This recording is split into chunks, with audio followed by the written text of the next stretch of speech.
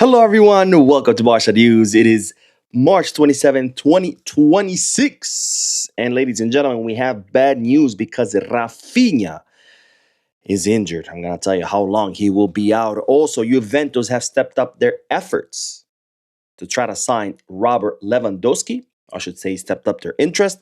And finally, Arsenal tracking the situation of Ferran Torres. We have a lot to discuss. So let's begin.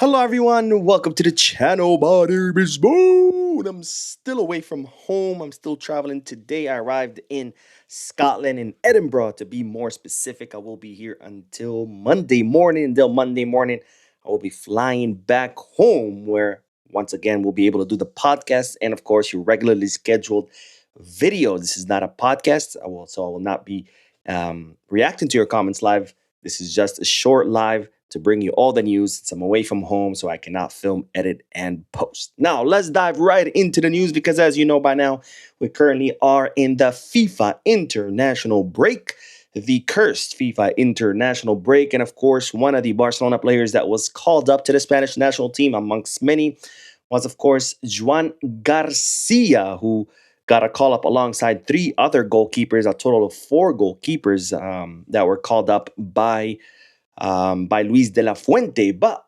seems that Juan Garcia has been excluded from the Spanish national team squad for the match against Serbia.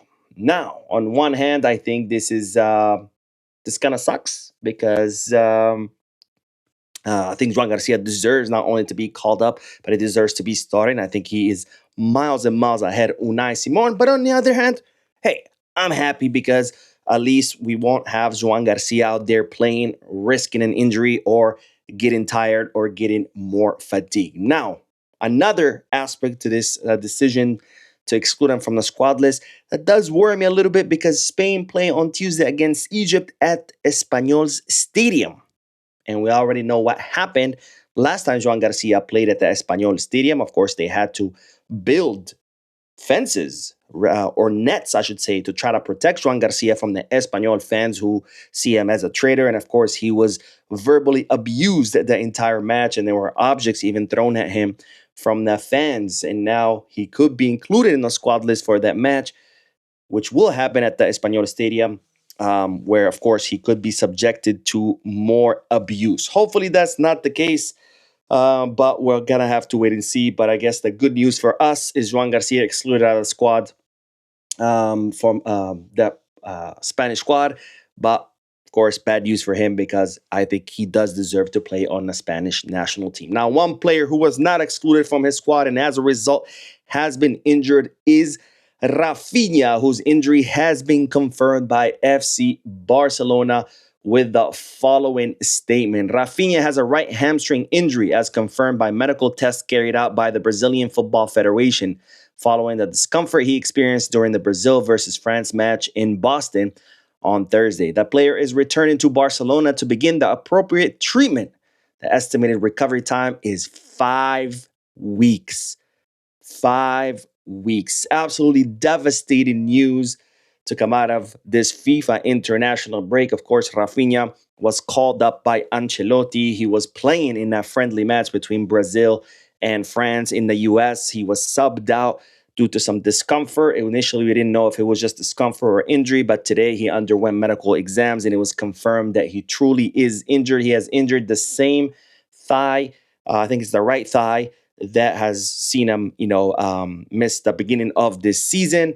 And he will be out for 5 weeks. That's absolutely terrible news because, of course, we have an incredibly tight schedule coming up. We have very important matches. We have to play 3 matches against Atletico Madrid, 1 in La Liga, 2 in the Champions League quarterfinals, which Raphinha will miss. We have important matches against Getafe, against Espanyol, all matches that we need to win in order to stay at the top of La Liga table.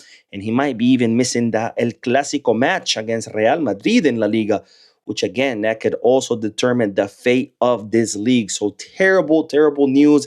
And honestly, I am so fed up with these FIFA international breaks. I mean, whose brilliant idea was to schedule a FIFA international break this late in the season. Now, I get the rationale behind it because the World Cup is right around the corner. So this is kind of like a chance to give, international squads to kind of like, practice or get ready for the World Cup. But you're talking about the end of March. You're talking about the final stretch of the season where players are fatigued, they're exhausted, they're tired.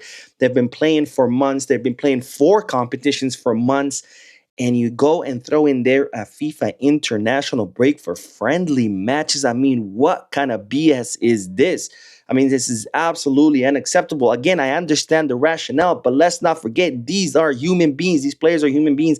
They are not robots. Whose brilliant idea was to schedule this break during this final stage of the season? It makes absolutely no sense. But on the other hand, I also want to say this. Of course, we've been complaining about the calendar for quite some time. We've been complaining about FIFA's greed to squeeze all these matches, especially a friendly match that has zero implication. I mean, this is not a FIFA qualifying match, a World Cup qualifying match where you're like, okay, yeah, you need all of your players, you need them all to play so you can qualify. No, no, no.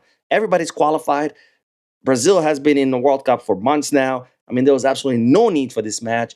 But here's the thing. Not only am I fed up with FIFA, with their greed and this idiotic calendar that continues to injure player, but I'm also upset at Raphinha because reports state that Raphinha had already discomfort. He had already been getting treated for discomfort, and yet he played. And I'm sorry, but that's highly, highly irresponsible by Raphinha. This is not the same case as Lamine Yamal at the beginning of the season, where he played with discomfort, ended up getting injured. Then Luis de la Fuente pumped him up with some drugs and had him play more and got him even more injured. Because Lamine Yamal is 18 years old. And at 18 years old, well, that part of your brain that is in charge of assessing risk is not fully developed. In fact, they say in men it doesn't fully develop until 25. Also, again, he's 18. We all know how we were when we were 18 years old.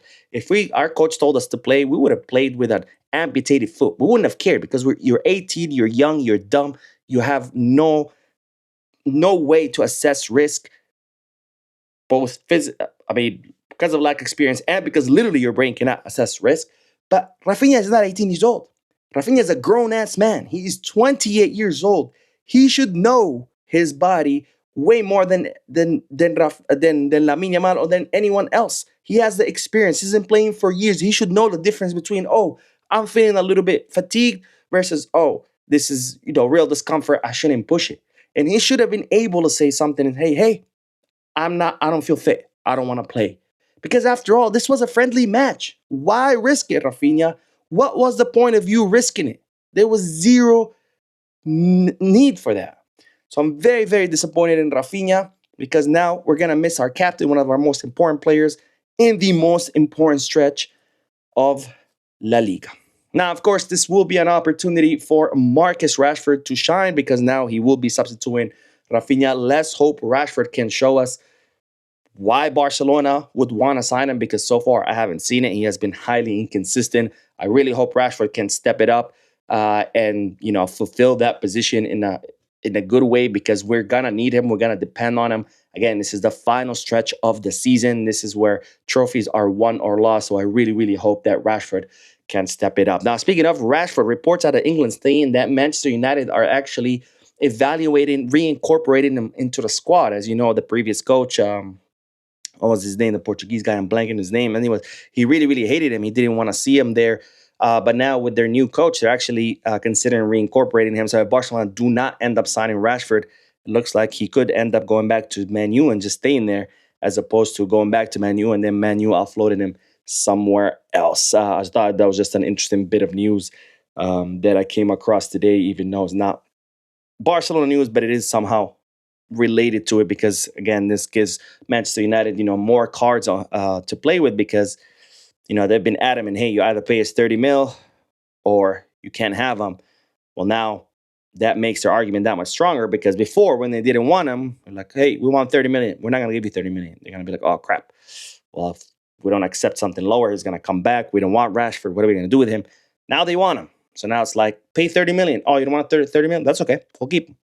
So just something interesting I came across today while preparing for the video. Now, on to the next bit of news, because speaking of the FIFA international break, Robert Lewandowski played against Albania with Poland, where Poland won with a goal of Robert Lewandowski. And guess who was in the stands? It was no other than scouts from Juventus. It looks like Juventus are escalating their interest in Robert Lewandowski. As we know, Lewandowski already has interest from AC Milan. He has interest from Chicago Fire in the MLS, and he has interest from Saudi Arabia. And now Juventus joining the long list of clubs interested in the services of Lewandowski, whose contract expires at the end of the season. Of course, Barcelona do want to extend it by one more season. They're going to make him the offer, one more season with a decreased salary. Of course, it's going to be up to Lewandowski whether he accepts that or whether he decides to go somewhere else. Now, the last bit of news is in regards to our other nine, and I say nine quotation because it's not really a nine, but we have to talk about Ferran Torres, because yesterday we talked about how Matteo Alemani, who's now the sporting director of Atletico Madrid, is a huge admirer of Ferran Torres, which of course could be something beneficial for Barcelona because they could include him in a swap deal for Julian Alvarez. That's who Barcelona want to sign. But now it looks like Arsenal are tracking the situation of Ferran. I'm not saying Arsenal are going to make an offer or going to try to sign him, but ever since the news came out that Barcelona are willing to hear offers for Ferran, and since Barcelona have not really reached out to the player to extend his contract, which expires in 2027, Arsenal are now monitoring the situation to see what happens. It looks like Arsenal appreciate the versatility of Ferran Torres, where he can play in different positions up front, because Arsenal usually change the scheme sometimes, and then they could use a player like Ferran Torres. We'll see whether that, them tracking the situation becomes into materializes into actual interest, because of course that would be beneficial for Barcelona in case they do decide to offload him. Of course, for now, the decision has not been made. It's all going to depend on what happens with Lewy and whether we can secure a nine. If we secure a nine and renew Lewy, Barcelona will be looking to offload Ferran Torres. Lewy doesn't get renewed, then it will be the new nine and Ferran. We cannot sign a nine, then it's going to be Lewy and Ferran next season, which hopefully that's not the case. Anyways, that is all the news for this video. I'm going live in a few more moments, so make sure you stay tuned to the channel. Don't forget to hit the like button, subscribe to the channel, drop a comment, and as always, bis Garcia.